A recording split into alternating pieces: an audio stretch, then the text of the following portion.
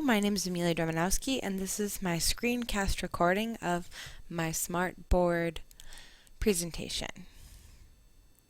Today I am going to show you the lesson that I would have taught in a classroom using a Smartboard program.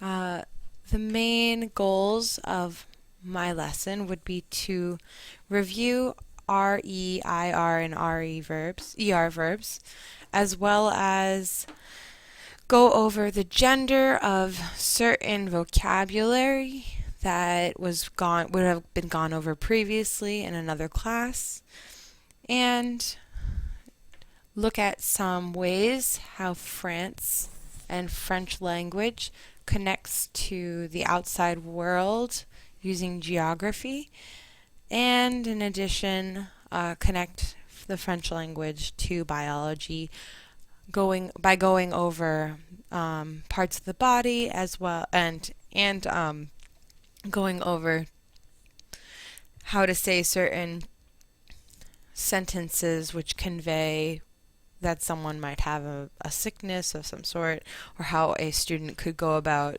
telling someone that they are sick. Here are my lesson notes to go over. My objectives, well, those are my lesson objectives, I'm sorry. My lesson notes are that my subject's French. I'm going to be focusing on verb conjugation, everyday vocabulary, and vocabulary gender, which is for some reason cut off on the topic, but it would say that, and it is typed in.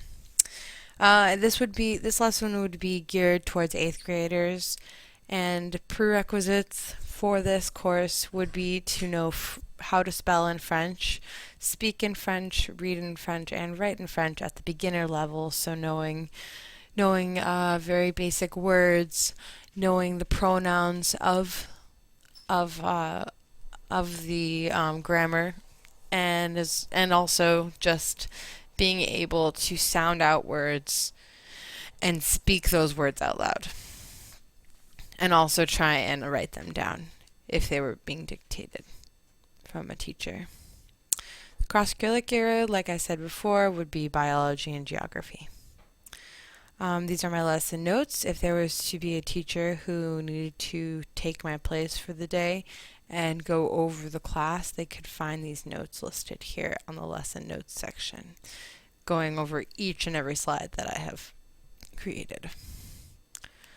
So for my first slide, for my first page on my Smartboard lesson, I would present the students with the table that lists a couple different verbs, regular verbs, conjugated in the present tense.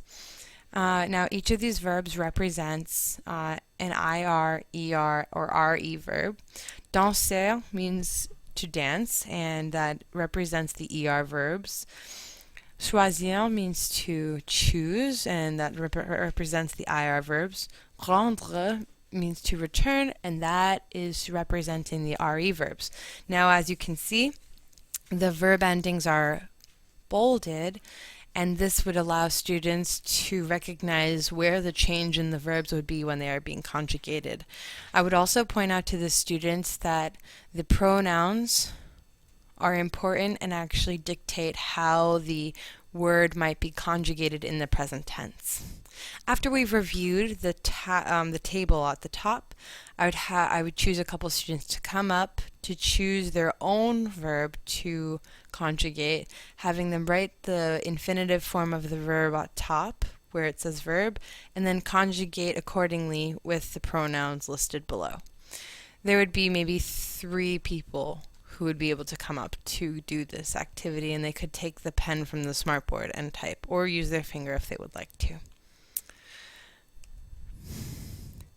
After they've gone over and reviewed their conjugation of the IR, ER, and RE verbs, I've chosen a couple verbs that they should be familiar with, and even those that they aren't familiar with, they could try and figure out on their own using what they had just reviewed.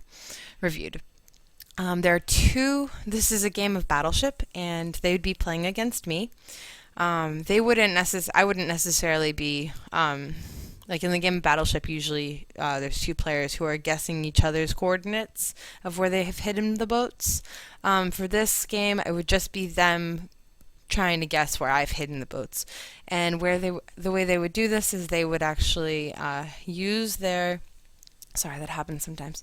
They would use the pronouns as their columns to look for the box, and then use the verbs as the rows to choose from. And say they wanted to maybe decide on conjugating, say like être. What they could do if they wanted to get this box, what they could do is they'd have to conjugate je with être, and that would be je suis. And once the student I selected has conjugated and spelled out the verb properly, I would allow them to come up to the board and click on it. Now, if they clicked on it once or twice and it hasn't done anything, that means that there is not a boat there. But there are boats, I assure you, under this page of water. It's actually hidden under, and I have red dots that, when clicked, would appear, and they could be right here. And oops, I keep doing that, sorry. When they're right-clicked, or when the student comes and clicks on the board, they would show up. That's just a couple examples. Now, if the student, I think there's one here, where is it? It's hard to find them. Oh, there we go. Yeah, so they're all around. There's about 5 ships. If a teacher wanted to go and check where the ships were beforehand, they could definitely just, they could go into the page, they could right-click, go to properties, and they could they can manipulate the transparency of the page of specifically, I can't stand the thing, transparency of the water picture, and go down, and then it would reveal behind it the picture that I placed under it that has all the boats. And as you can see, in accordance with the boats, they have the red dots. Now, if students don't, like I said, click on the boats, then the dots won't appear. If you have trouble clicking on the boats when you are going through this, make sure that students are clicking at the center of the square, because I've tried to make them as big as I can so that they would fit the center of the square, and when the student would press it, they wouldn't miss the circle. So that's that page. Now let's go back to full screen and move on with the lesson. Oh, that's bizarre. Okay, there we go. Alrighty, next page. So you'll probably allot 10 to 15 minutes on that game.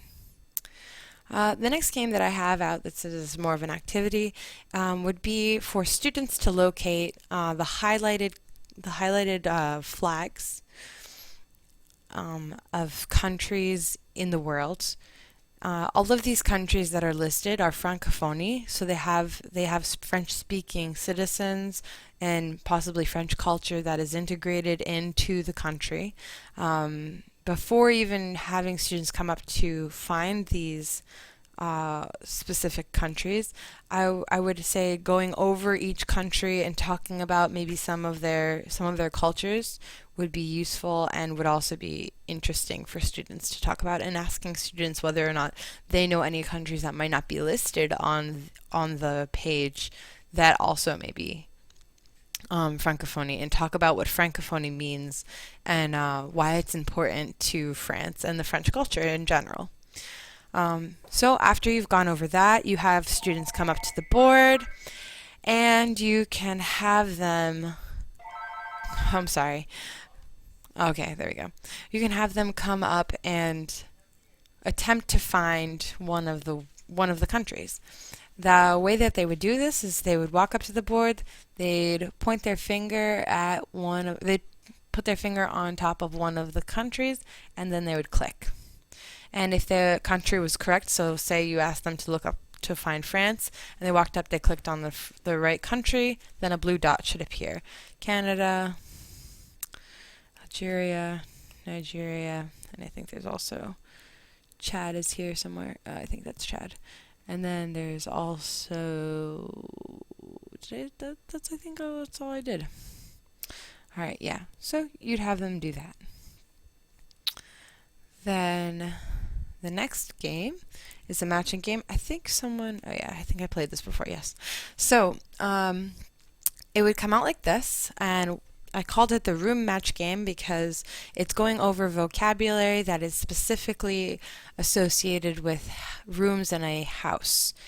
So there would be two categories. There'd be the English verbs or the English words for the rooms and a picture that associates with those words, and then the French translations. Each student could come up and then choose two boxes and see if they could find the matching box to the matching translation. I think that was it. No, that's wrong. Oh yeah, I got that right. Okay. So anyways, that's how that game would be played. That would take maybe, I would give it maybe 10 minutes if at most. It should go quickly. Our next slide is a diagram of a child and their body parts in French, and a way for the students to remember this would be for them to come and sing with you. You know, the head, shoulders, knees, and toes. Instead of saying head, shoulders, knees, and toes, you'd actually say in French the different words that would be associated, and then throw them into the melody of the song, and then have the students kind of chant that together. After they've learned the song and you've gone over all the body parts, you would then go to this link here, click on the world globe, the little world icon, and it should take you, I'm not sure why it's not going there right now. Did it work before? I bet you it's because I am not in. Hold on just a moment. Yeah, it did open up. Or it didn't. Why did that not work? Hold on just a second. Sorry, friends. It should. Maybe it's because. Oh dear. Ah, there we are. Oh my gosh, I've definitely clicked it like 10 times. Not sure why that took so long. Sorry about that. I knew that link worked. Okay, but yeah. So you'd go to this link and you'd click on it, and there would be a bunch of sentences that would associate with how to say maybe if someone is feeling ill. So for an example, it would be like if I was to say I have a toothache, I would conjugate the word avoir, which is something that we reviewed in the beginning of class, and I would say mal aux dents. So I'd say j'ai mal aux dents. J'ai mal aux dents. So that would mean I have a toothache. And you could just go over a couple of these and explain how they're important when you ever would to be to visit, if you were ever to visit France, and know these so that you could, explain to people how you're feeling. All right, we're going to close those tabs, go back into viewing page, full screen. Okay. So we'd go over that. That'd probably take 10 minutes as well. If it's running over class, you can just stick with singing the song and then going over maybe sending the site to the students later on so that they could look on it themselves. Last page here would be the vortex page. I'm going to reset this. And this is to talk about gender of the words.